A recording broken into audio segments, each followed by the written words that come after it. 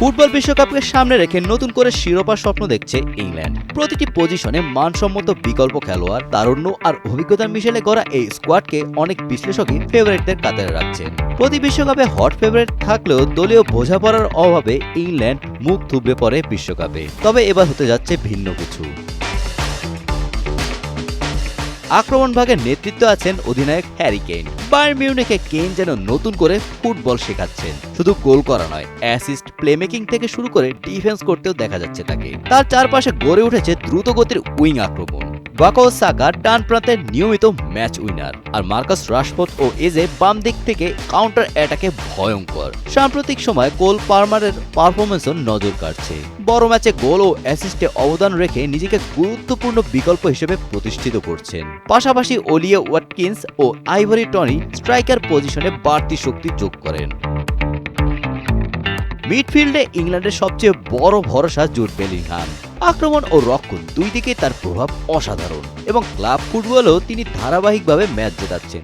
তার পাশে Declan rice defensive মিডফিল্ডে স্থিরতা এনে দেয়। সেই সাথে ফ্রি কিক ও সেট পিসে এখন বিশ্বসেরা বলাই যায়। সৃজনশীলতার দিক থেকে ফিল ফোডেন এই মুহূর্তে দুর্দান্ত ফর্মে, আর জেমস ম্যাডিসন ফাইনাল থার্ডে পাস ও সেট পিসে কার্যকর। তরুণ কবি ম্যানিও ইতিমধ্যে পরিণত খেলার ছাপ রেখেছেন, যা স্কোয়াডে নতুন মাত্রা যোগ করেছে।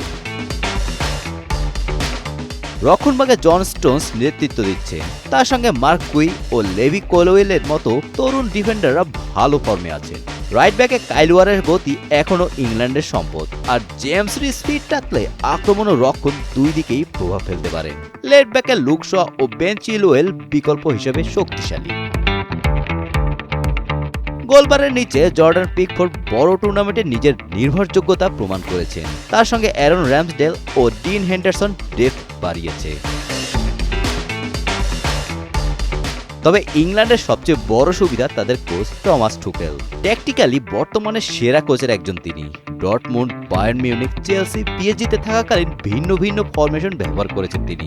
ইংল্যান্ডে মূলত ৩-৪-৩ আর ৩-৫-২ ফরমেশন ব্যবহার করছেন, যেখানে তিনজন সেন্ট্রাল ডিফেন্ডার দিয়ে তিনি রক্ষণ সামলান আর ফুলব্যাক দিয়ে আক্রমণ ও রক্ষণ করে। তবে তিনি চেলসিতে থাকতে ৩-৪-২-১ ফরমেশন ব্যবহার করে চ্যাম্পিয়ন্স লিগ জিতেছে।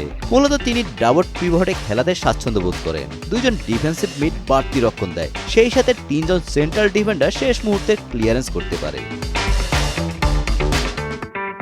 সব মিলিয়ে কাগজে কলমে ইংল্যান্ড নিঃসন্দেহে অন্যতম শক্তিশালী দল। তবে বড় প্রশ্ন, এই প্রতিভাবান স্কোয়াড কি শেষ পর্যন্ত চাপ সামলে ট্রফি জিততে পারবে? 2026 বিশ্বকাপে মিলবে সেই উত্তর।